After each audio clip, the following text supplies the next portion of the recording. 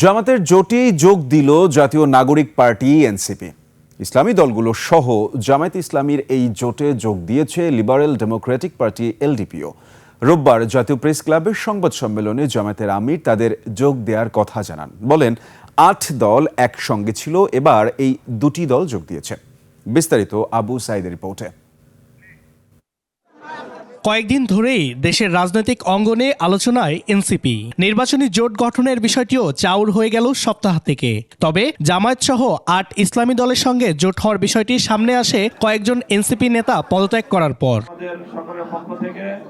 রোববার বিকেলে জাতীয় প্রেস ক্লাবে এনসিপি ও এলডিপির সঙ্গে জোট গঠন করার ঘোষণা দেন জামায়াতের আমির। তিনি জানান, আলাপ আলোচনার মাধ্যমেই বিভিন্ন আসনে সমঝোতা হয়েছে। জানেন, এতদিন ধরে ৮টি দল একসাথে আমরা কাজ করে আসছিলাম। এই দলগুলোর সকলেই এখানে উপস্থিত আছেন প্রতিনিধিরা। তার সাথে আলহামদুলিল্লাহ আজকে আরো দুটি দল আমাদের সাথে সম্পৃক্ত হয়েছে।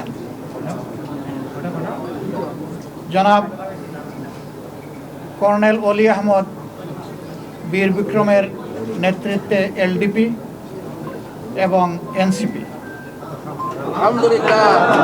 জোট ঘোষণা অনুষ্ঠানে এনসিপির কেউ উপস্থিত ছিলেন না। জামায়াতের আমির বলেন, আরো দল জামায়াত জোটের সঙ্গে সমঝোতায় আগ্রহ দেখিয়েছে, তবে এই মুহূর্তে সেটি সম্ভব নয় বলে জানান জামায়াতের আমির। অনেকের আগ্রহ থাকা সত্ত্বেও আমরা সেভাবে তাদেরকে সম্পৃক্ত করতে পারছি না। আমরা তাদের কাছে দুঃখ প্রকাশ করছি, কিন্তু জাতীয় জীবনে ইনশাআল্লাহ আমরা তাদের সাথে একসাথে কাজ করব। গণ অভ্যুত্থান পরবর্তী সময়ে জামায়াত সহ এই ৮টি দল বিভিন্ন দাবিতে অভিন্ন কর্মসূচি নিয়ে টানা মাঠে রয়েছে। এদিকে নতুন করে এনসিপি ও এলডিপি নির্বাচনী সমঝোতায় যুক্ত হওয়ায় জোটে দলের সংখ্যা দাঁড়ালো 10টিতে।